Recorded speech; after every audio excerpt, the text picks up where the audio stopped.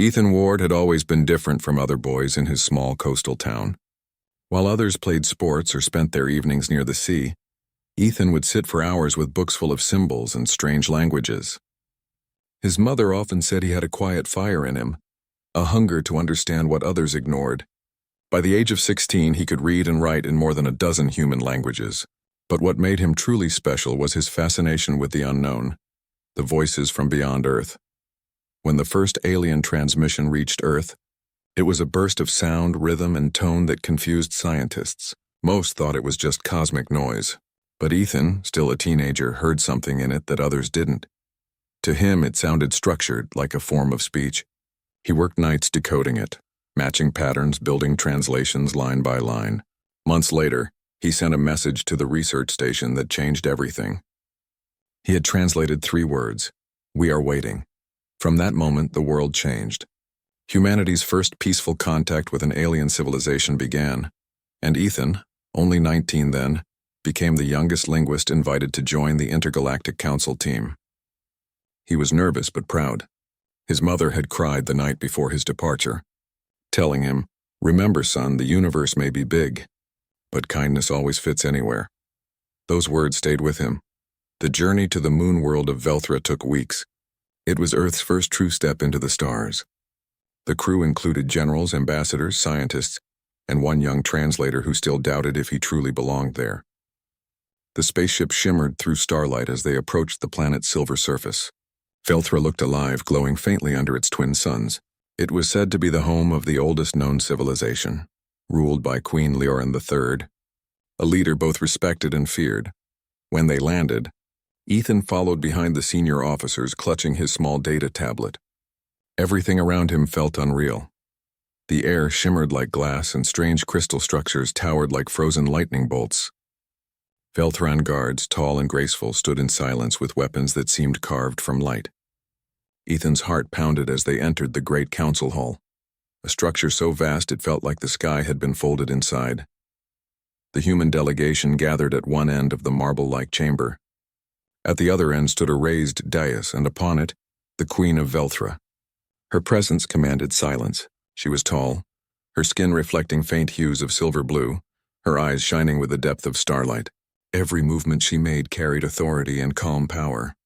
Around her were advisors who spoke in harmonized tones, a language both musical and strange. The human generals bowed slightly, and the lead ambassador began to speak through a machine translator. The Queen listened, expressionless. But something in her gaze shifted when her eyes found Ethan standing among the crowd. It was only a glance, but he felt it, sharp, focused, curious. When the Queen spoke, her voice echoed like wind over metal, beautiful yet impossible to understand. The translator machine struggled to keep up, producing broken phrases. The human leaders looked at one another, uncertain.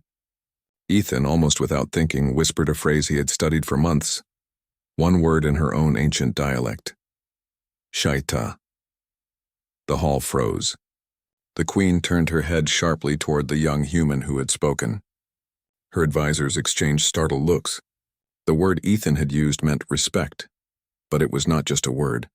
It was a ceremonial greeting used only in royal circles. He had spoken it perfectly. For a long moment, silence ruled the room. Then, to everyone's shock, the Queen smiled, a small but unmistakable smile, and responded in fluent English, her voice deep and steady. "He will be mine." The words echoed like thunder. The human delegation looked at one another in disbelief. The general stiffened, and the ambassador quickly whispered to his assistant, "Was that translated correctly?" But there was no mistake. She had spoken in their language directly, clearly, and every eye turned toward Ethan, who now stood frozen under the weight of her gaze. The Queen rose from her throne, her long silver robe flowing behind her as she descended the steps. Each step rang softly, but her presence filled the room with quiet power. She stopped in front of the humans, her height towering above them. Ethan could see the faint pattern of light across her skin, like constellations moving beneath the surface.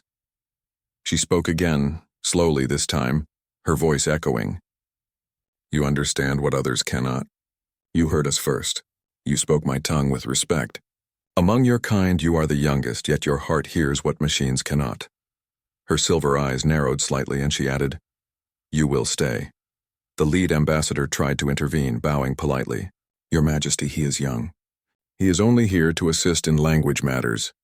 "We will—" But the Queen raised her hand and the ambassador fell silent immediately. "This is not a request," she said softly. "It is a declaration." Ethan's mind raced. What did she mean? Stay? In her world? He had come as part of a team, not to be singled out.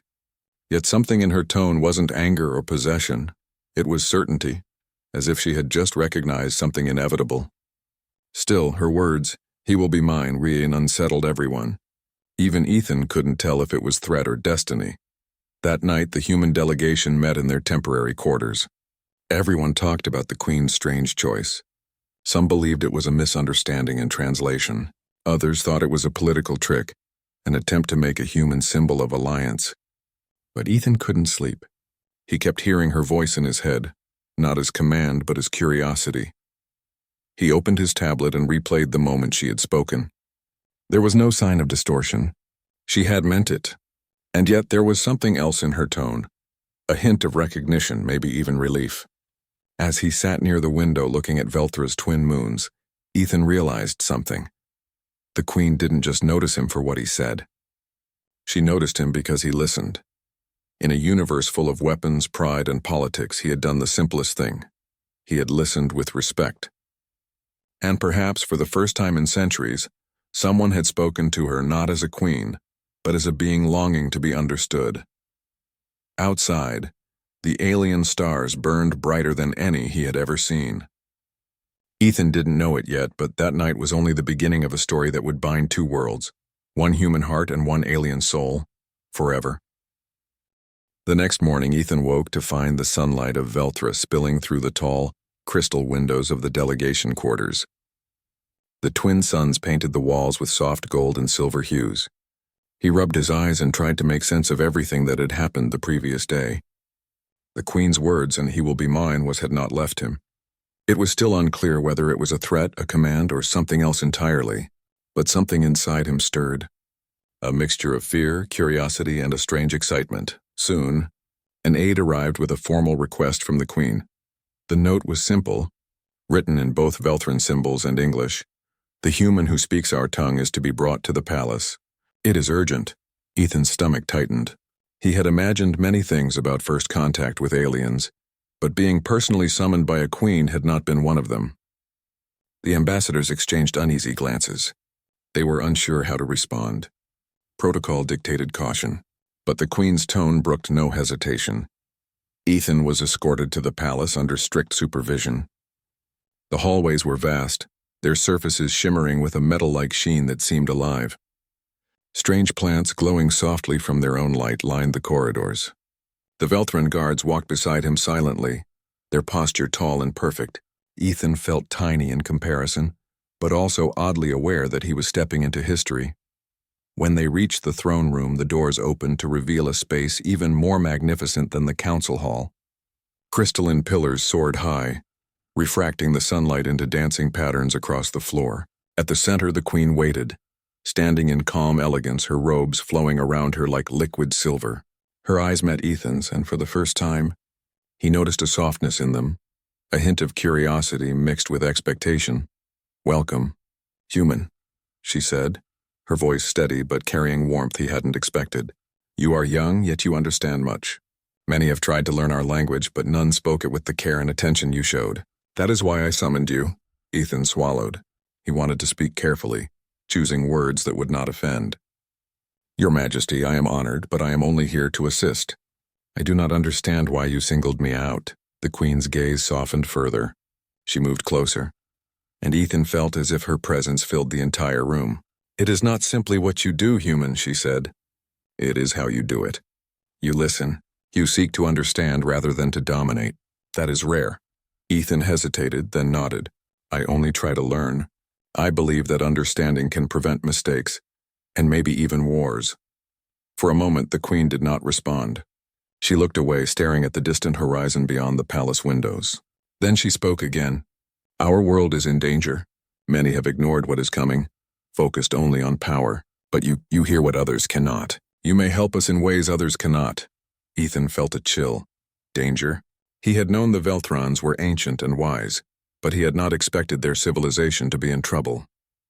"What kind of danger?" he asked, trying to keep his voice calm. "The sun that sustains our planet is failing," the Queen said, her tone even but heavy. "Time is short. We have knowledge, but not the means to act without guidance. And guidance, understanding, can only come from someone who can bridge two worlds." She paused and studied him carefully. "I do not ask this lightly. You will stay in my court for the time it takes to translate and understand the ancient texts. Only then can our people hope to survive." Ethan felt a surge of fear. To stay in an alien court on another planet was more than he had expected when he left Earth. Yet he also felt the weight of responsibility pressing on him. The choice was not simple. Refusal could endanger both Velthra and Earth. Acceptance would mean leaving everything he knew behind. He took a deep breath. I will do it," he said quietly. "If my work can help your people, I will stay." The Queen nodded slowly. "Good, you have made the right choice.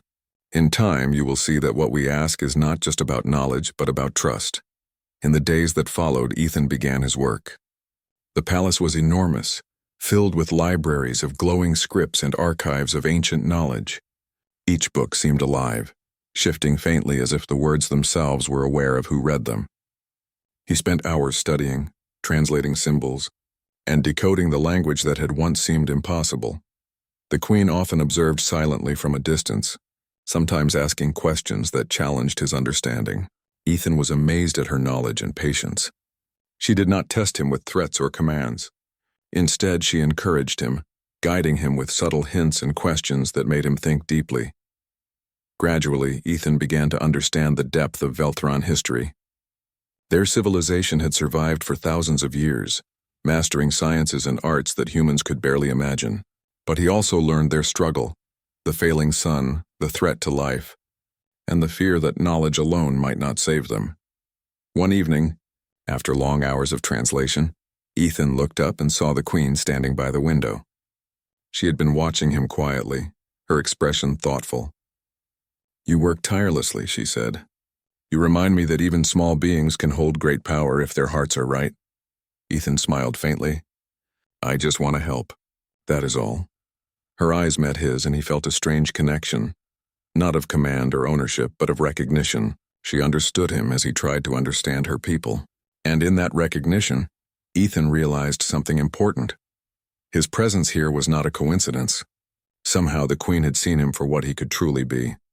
Not just as a human, but as someone who could make a difference.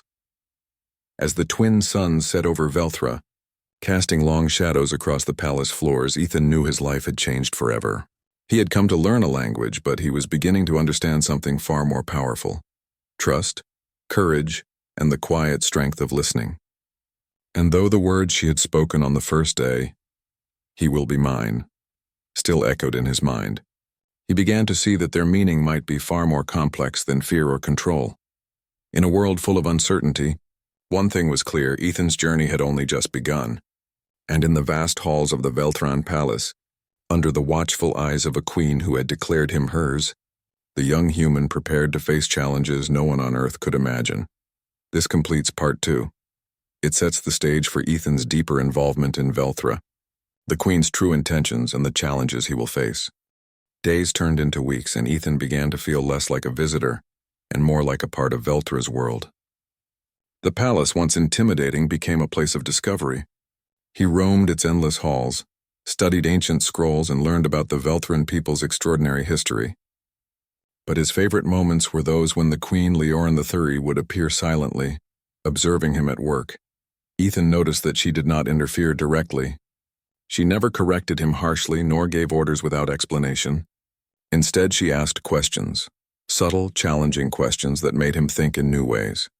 She wanted him to find answers for himself. Sometimes she would watch for hours as he deciphered a difficult symbol, her eyes filled with curiosity rather than judgment. One evening, the Queen invited him to a quiet chamber filled with holographic maps of the stars. The walls glimmered with soft light, showing Velthra's orbit, neighboring planets, and distant stars. Ethan had never seen anything like it. The maps were not just representations. They contained layers of knowledge about energy, time, and the movement of celestial bodies. "You are learning quickly," Leorin said, "but understanding symbols is not enough. You must understand the story behind them." Ethan looked at her. "The story? Every symbol, every word is born from necessity," she explained. "Our ancestors wrote not only to record knowledge, but to pass warnings, hopes, and truths. If you only translate words, you will miss the meaning." He nodded, absorbing her words. Ethan had always thought of translation as a mechanical process, but she made him see it as something living, a way to connect hearts across worlds. Over the following days, Ethan's studies took on new urgency. The texts he translated revealed more about Velthra's danger. The sun that nurtured their planet was unstable, its energy waning faster than expected. The prophecies mentioned a voice born under dying light, one who could unlock hidden knowledge to restore balance. Every page he read seemed to pull him deeper into the fate of an entire species. The Queen would sometimes stand near him silently, her presence a calm reassurance. One afternoon, as he struggled to interpret a particularly complex text, she spoke softly. "You carry patience that many leaders lack. That is why I trust you." Ethan paused. "Trust me? But I am only human. I don't have your knowledge or power," she smiled faintly. "Perhaps. But knowledge alone does not save a civilization. Understanding, courage, and willingness to act, these save lives. You have these in ways many do not." Her words struck him. He had always been young, inexperienced, and often doubted his abilities. Yet here the Queen saw him differently. She saw not just a human, but someone capable of bridging two worlds. One night, a warning alarm echoed through the palace. The twin suns' energy flared unpredictably, causing tremors across Velthra's surface. Ethan was rushed to the central control room, where engineers and scientists worked frantically. Machines hummed and glowed, projecting data streams that threatened to overwhelm him. The Queen arrived quietly. "Focus on the patterns," she instructed. "Do not panic. See the sequence in the chaos." Ethan took a deep breath. His training and instincts took over. He traced the energy spikes, cross-referenced them with ancient data, and suggested adjustments to the stabilizers. It was delicate work. One mistake could worsen the situation. Sweat ran down his forehead, but he kept steady. Finally, after tense minutes that felt like hours, the energy streams aligned. The tremors subsided. The palace's lights returned to a calm glow. Ethan slumped into a chair, exhausted but relieved. The Queen approached him, her eyes studying him carefully. "You saved more than machines today," she said quietly. "You saved confidence, and for our people that matters as much as anything." Ethan could not speak immediately. He realized how deeply he cared for Velthra now, for its people, and even for the Queen who had claimed him in a way he was only beginning to understand. She did not seek to control him. She sought partnership. Her declaration, "He will be mine," was not about ownership, but about trust and responsibility. In the following weeks, their work became even more intense. Ethan deciphered texts that contained energy formulas, maps of ancient power sources, and instructions for stabilizing the failing sun. The Queen guided him with patience, her questions encouraging him to think in ways humans rarely considered. She shared stories of Velthra's past rulers, some wise, some harsh, but all bound by duty to protect their people. One evening, Ethan asked her a question that had been on his mind. "Why did you choose me? There are many humans. Why not someone older, someone with more experience?"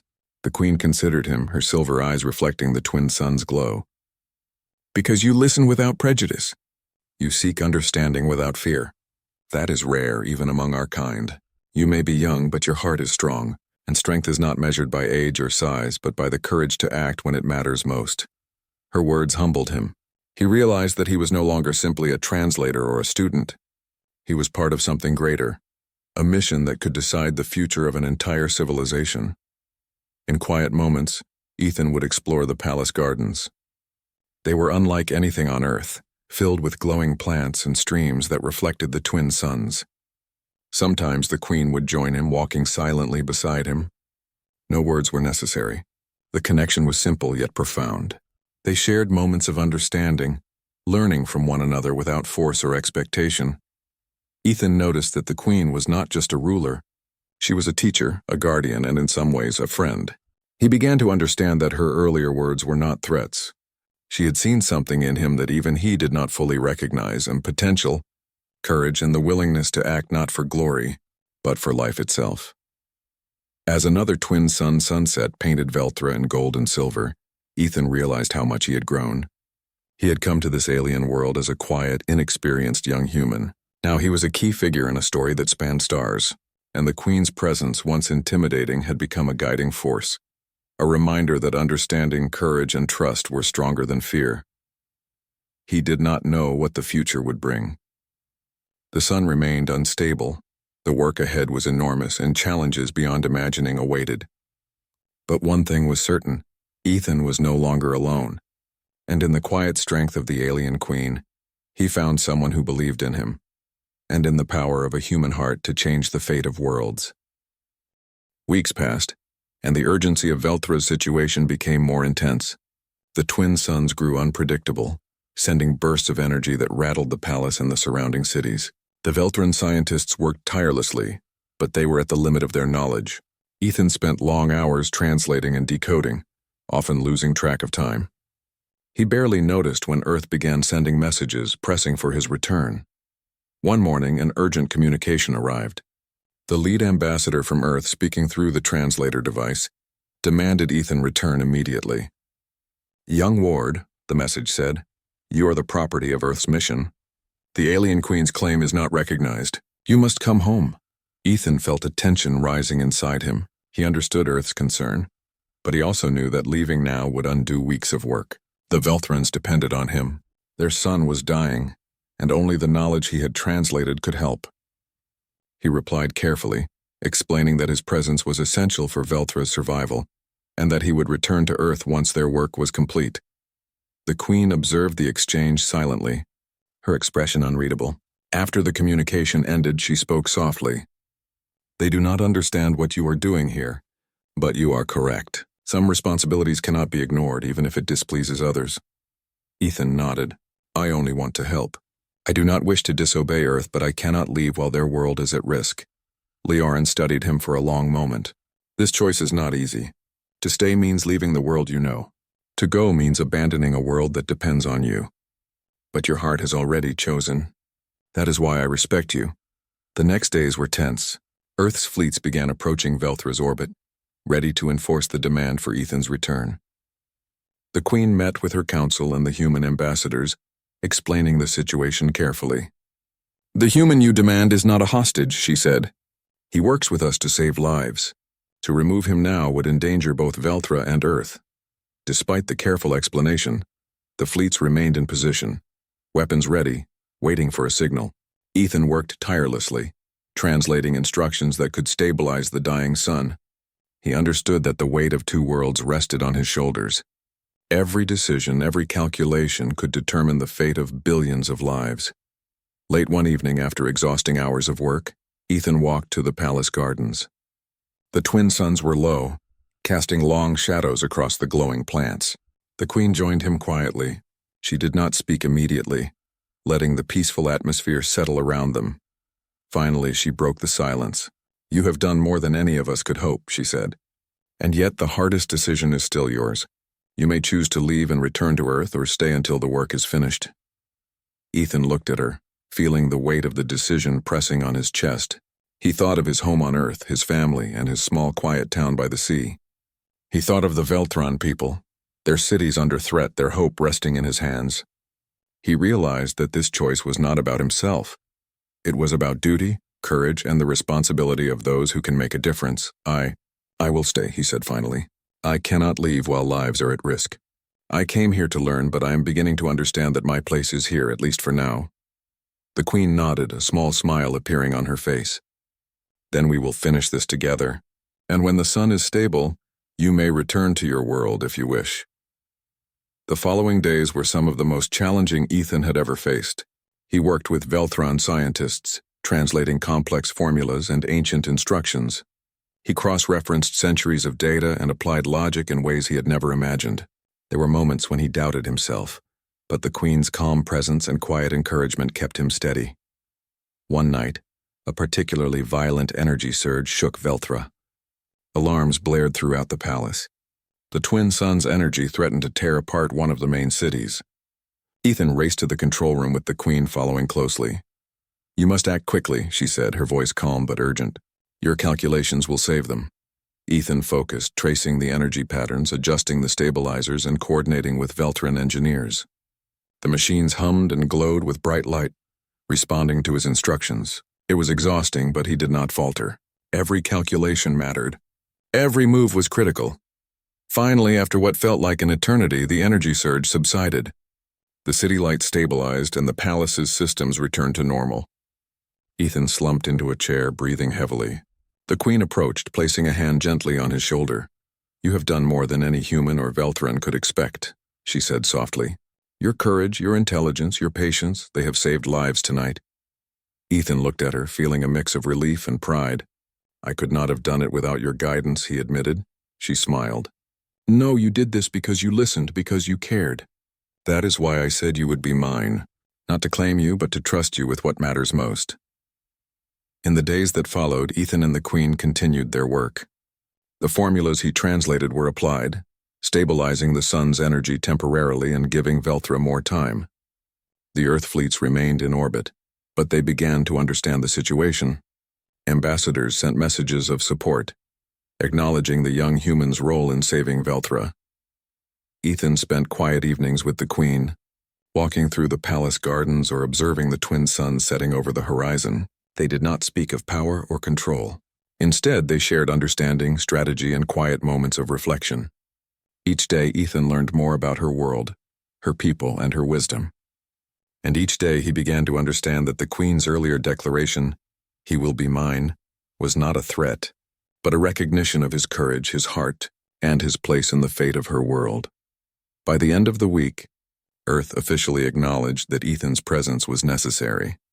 The fleets withdrew slightly, leaving him in Velthra's care.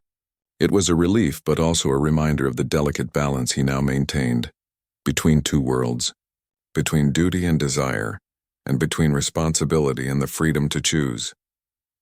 As he stood in the palace gardens one evening, watching the glowing plants and the calm reflection of the twin suns on the streams, Ethan realized something important. He had arrived as a quiet, inexperienced young human. Now he was a central figure in a story that spanned worlds, and in the presence of the alien Queen, who had first claimed him with words of trust, he found purpose, courage, and a sense of belonging that he had never known. Whatever challenges lay ahead, Ethan knew he would face them with steady hands, a careful mind, and a heart willing to listen. The future of Velthra, and perhaps Earth, depended on it. The weeks that followed were tense yet filled with purpose. Ethan worked tirelessly, translating complex Velthran texts and applying the ancient knowledge to stabilize their dying sun. The palace, once intimidating and silent, now hummed with activity, filled with the quiet energy of hope and determination. Every day brought new discoveries, new challenges, and the constant reminder that the fate of an entire civilization rested on his shoulders. The Queen observed him closely, but not as a ruler observing a servant. She watched as a mentor would, with patience, trust, and a quiet pride. She occasionally asked questions, guiding him to think in ways that only a mind bridging two worlds could. For Ethan, these interactions became a source of strength. He realized that her earlier words, "He will be mine," were not about ownership. They were about trust, responsibility, and recognition. One morning, the alarm sounded again. The twin suns had surged unpredictably, and the palace trembled as energy waves threatened the cities below. Ethan raced to the central control room, his hands steady despite the urgency. Velthran engineers and scientists worked alongside him, but the responsibility lay heavily on his young shoulders. The Queen appeared beside him, calm and focused. "Ethan, you have studied and learned. Now is the moment to act," she said. "Remember the sequences, the translations, the formulas. The lives below rely on you." Ethan nodded, his heart racing. He traced the energy streams, recalling the ancient instructions he had deciphered. Every calculation mattered. Every adjustment could save thousands, or endanger them. He worked quickly, carefully following the logic hidden in the texts and the guidance he had received from the Queen. Minutes felt like hours as he adjusted stabilizers, rerouted energy, and coordinated with the Velthran engineers. The palace lights flickered, the floor trembled, and for a moment it seemed as though the sun's energy might overwhelm them. Ethan's hands moved with precision, his mind focused, his heart steady. Finally, the energy wave subsided. The palace lights returned to a calm glow and the cities below stabilized. The engineers cheered quietly, and Ethan slumped into a chair, exhausted but relieved. The queen approached, placing a hand gently on his shoulder. "You did it," she said softly, her silver eyes reflecting relief and admiration. "You have saved more than machines and cities. You have saved hope." Ethan looked at her, feeling a mixture of pride, exhaustion, and awe. "I could not have done it without your guidance," he admitted. She smiled faintly. "No, you acted because you understood. You listened, you learned, and you chose to act. That is why I said you would be mine. Not as possession, but as someone who holds responsibility and courage." The days that followed brought a calm that had been absent for months. Velthra's sun remained stable, at least for the time being, and the Queen's people began to breathe easier. Ethan continued his translations, documenting the formulas and instructions for future generations. Earth, seeing the results of his work, officially acknowledged the importance of his role and withdrew its fleets. Ethan spent quiet moments with the Queen, walking through the palace gardens, observing the twin suns, and discussing strategy and history. They did not speak of power or control. Instead, they shared understanding, reflection, and the silent bond that had grown between them. Ethan realized that his connection to the Queen was built on mutual respect, trust, and the shared goal of saving a world. One evening, after a long day of work, the Queen invited him to the highest terrace of the palace. From there, they could see Velthra's twin suns dipping below the horizon, painting the sky in gold and silver. The air was calm, and the gardens below glowed softly in the fading light. "You have done more than I ever expected," the Queen said quietly. "You have bridged worlds, earned trust, and shown courage that few possess. For that, I am grateful." Ethan felt a warmth spread through him. "I only did what I could," he replied. "I wanted to help. I wanted to understand." She studied him, her expression gentle but serious. "And in doing so, you have proven yourself to be more than a visitor or a student. You are part of Velthra's story. You have earned your place here." Ethan realized that the Queen's earlier words had finally taken on their true meaning. "He will be mine" was not a claim of ownership, but a recognition of his courage, trustworthiness, and importance to her people. It was a promise, a bond between two worlds and two beings who had learned to understand one another. The final step of their work was the most delicate. Ethan and the Queen together applied the last sequences to stabilize the sun permanently. Every calculation, every formula, every translation mattered. The twin suns flared, dimmed, and finally settled into a steady, calm glow. Velthra's cities were safe, its people relieved, and hope returned to the planet. The Queen turned to Ethan, her eyes reflecting both relief and admiration. "It is done," she said softly. "You have saved us. And in doing so, you have shown that courage and understanding can bridge even the widest gaps between worlds." Ethan smiled, exhausted but fulfilled. "I could not have done it alone. Your guidance, your trust, it made all the difference." She placed her hand gently on his arm. "No, human. You made the difference. You acted when it mattered, and that is why in every way that counts I can say, you will always be mine." Ethan understood then that the words were no longer about possession, but about respect, trust, and the deep bond that had formed between them. He had come to Velthra as the youngest human in the delegation, unsure of his place. Now he was a hero in the eyes of a civilization and a trusted ally to its Queen. The sun set on Velthra, calm and steady. The twin lights reflected off the crystal pillars of the palace, painting long, serene shadows across the floors. Ethan stood beside the Queen, looking out at a world that had been saved through courage, intelligence, and the quiet strength of listening. In that moment, he knew that his life had changed forever. He had traveled across the stars, faced challenges that no human had ever faced, and discovered a strength within himself he had never known. And in the presence of the alien Queen, who had claimed him not as property but as a partner in hope, he felt a sense of belonging and purpose that would remain with him always. Velthra was safe. The humans understood, and Ethan, the youngest human among the stars, had found his place in the universe, not through power or dominance, but through courage, understanding, and the simple act of listening. The Queen turned to him one last time. Her eyes filled with quiet pride and warmth. Remember this, human. Understanding can change worlds. Courage can save them.